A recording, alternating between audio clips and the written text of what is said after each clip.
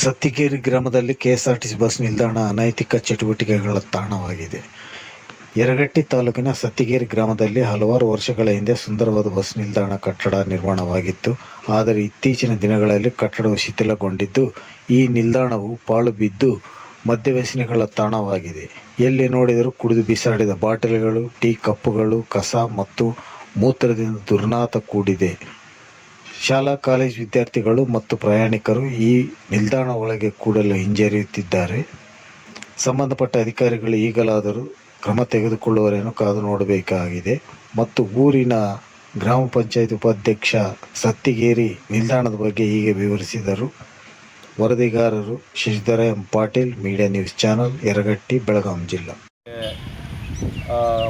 ಮುಗುಳಿಹಾಳ ಹಾಗೂ ಕೊಡ್ಲಿವಾಡದಿಂದ ಗುಡುಂಕೇರಿ, ಕುರುಬಗಟ್ಟಿ ಗ್ರಾಮಗಳಿಂದ ಸಾಕಷ್ಟು ವಿದ್ಯಾರ್ಥಿನಿಗಳು ಬರ್ತಾರೆ.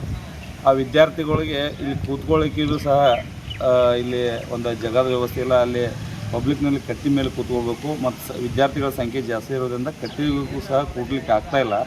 ಅದೇ ರೀತಿ ಬಸ್ ನಿಲ್ದಾಣ ದುರಸ್ತಿ ಮಾಡಿ ಇದನ್ನು ಇಲ್ಲಿ ಒಬ್ಬರು ಸಿಬ್ಬಂದಿ ಕೊಟ್ಟು ಈ ಬಸ್ ಸ್ಟ್ಯಾಂಡಲ್ಲಿ ಒಳಗಡೆ ಬಂದು ಹೋಗಿ ಮಾಡಿದ್ರೆ ಇಲ್ಲಿ ಬಸ್ ಸ್ಟ್ಯಾಂಡ್ ನಿರ್ಮಿಸುವಾಗ ಏನು ಶೌಚಾಲಯ ಇದನ್ನು ಮಾಡಿದ್ದಾರೆ ಅವನ್ನೆಲ್ಲ ಕ್ಲೀನಾಗಿ ಮಾಡಿ ಈಗಾಗಲೇ ಒಂದು ಸಾರಿ ನಾವು ಗ್ರಾಮ ಪಂಚಾಯತಿಯವರು ಇದನ್ನು ಹಿಂದ್ಗಡೆ ಎಲ್ಲ ಕ್ಲೀನ್ ಮಾಡಿದ್ವಿ. ಬಟ್ ಇದು ಪದೇ ಪದೇ ಗ್ರಾಮ ಪಂಚಾಯತಿ ಬಸ್ ನಿಲ್ದಾಣ ಮತ್ತು KSRTC ಸಂಬಂಧಪಟ್ಟಂಗೆ ಇರೋದ್ರಿಂದ ಅವರು ಈ ಕಡೆ ಗಮನ ಕೊಡ್ತಾ ಇಲ್ಲ.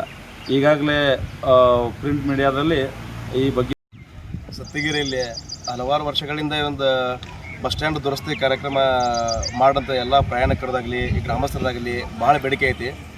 ಇದು KSRTC ಅವರ ಇದು ನಮ್ಮ ಕುಲ್ಲಾ ಜಗವಣ್ಣ ಬಸ್ ಸ್ಟ್ಯಾಂಡ್ ಮಾಡ್ಬೇಕಂತ ತೊಗೊಂಡಾಗಿಂದ ಸರಿಯಾಗಿ ಸಾರಿಗೆ ನಿಯಂತ್ರಕರಿಲ್ಲ.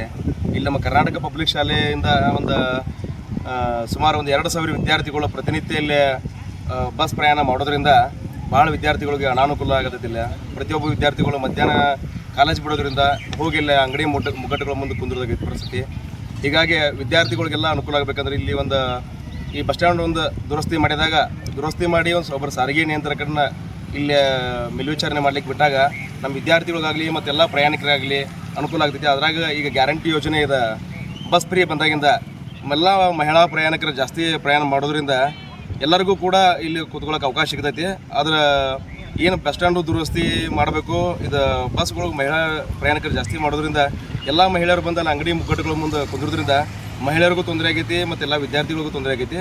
ಹಾಗಾಗಿ ಎಲ್ಲರೂ ದಯವಿಟ್ಟು ಇದರ ಮೇಲಾಧಿಕಾರಿಗಳು ಇದ್ರ ಬಗ್ಗೆ ಹೆಚ್ಚಿನ ಒಂದು ಕ್ರಮ ಕೈಗೊಂಡ ಅತಿ ಬೇಗನೆ ಶೀಘ್ರವಾಗಿ ಇದೊಂದು ದುರಸ್ತಿ ಮಾಡಲಿ ಅಂತ ನಮ್ಮದು ಅಭಿಪ್ರಾಯ ಇದೆ. ಹೆಸರೇನು ಸರ್ ತಮ್ಮ? ಈರಣ್ಣ ಹೊಸಮನೆ ಅಂತ. ಓಕೆ.